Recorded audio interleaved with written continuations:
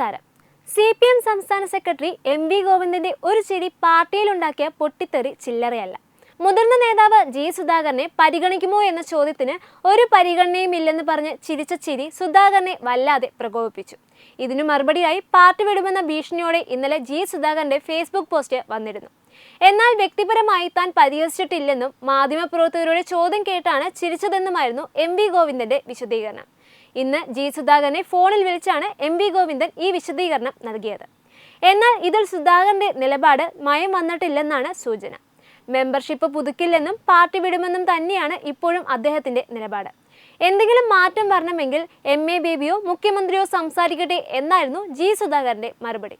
ഇന്നലെ രാത്രിയോടെയാണ് MV Govindan G. സുധാകരനെ ഫോണിൽ വിളിച്ച് സംസാരിച്ചത്.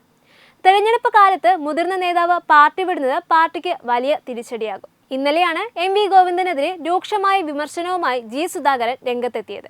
ജില്ലാ സംസ്ഥാന നേതൃത്വങ്ങൾക്കെതിരെ അതിരൂക്ഷമായ വിമർശനമായിരുന്നു G. സുധാകരനെ ഇന്നലെ ഫേസ്ബുക്കിലൂടെ നടത്തിയത്.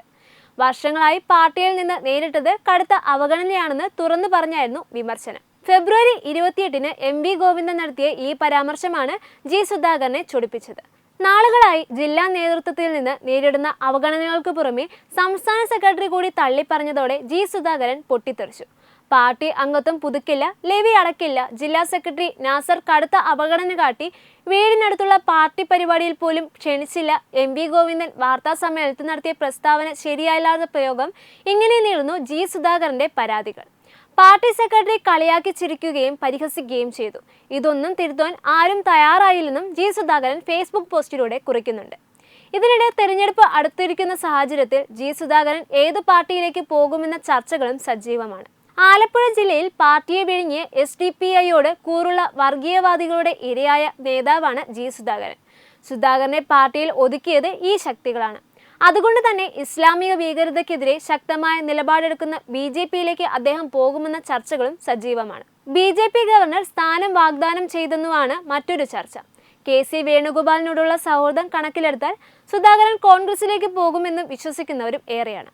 G. സുധാകരൻ ഇപ്പോഴും കമ്മ്യൂണിസ്റ്റ് ആശയങ്ങൾ മുറുകെ പിടിക്കുന്ന നേതാവാണെന്നും അദ്ദേഹം ഔദ്യോഗികമായി പാർട്ടി വിട്ടാൽ കോൺഗ്രസിലേക്ക് ക്ഷണിക്കുന്നതിനെ കുറിച്ച് ആലോചിക്കുന്നെന്നും AICC general secretary KC Venugopal വ്യക്തമാക്കിയിട്ടുണ്ട്.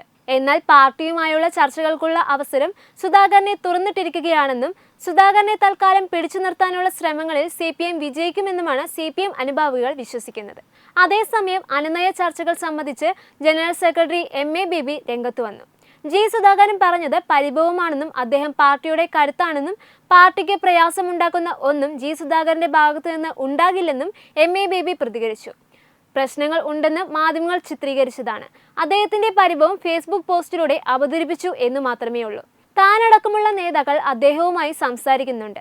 നിർണായകമായ നിയമസഭാ തെരഞ്ഞെടുപ്പിൽ G. സുധാകരന്റെ കഴിവും അനുഭവ സമ്പത്തും CPMന് സഹായമാകുന്ന വിധത്തിൽ അദ്ദേഹം ഉപയോഗിക്കുമെന്നുമാണ് പ്രതീക്ഷിക്കുന്നതെന്നും MA ബേബി കൂട്ടിച്ചേർത്തു. ന്യൂസ് ഡെസ്ക് തത്തുമൈ news. Brought you by Kerala AIDS control society. HIV AIDS സംബന്ധമായ സംശയങ്ങൾക്ക് 1097 എന്ന 24 മണിക്കൂറും പ്രവർത്തിക്കുന്ന ടോൾ ഫ്രീ നമ്പറിലേക്ക് വിളിക്കുക.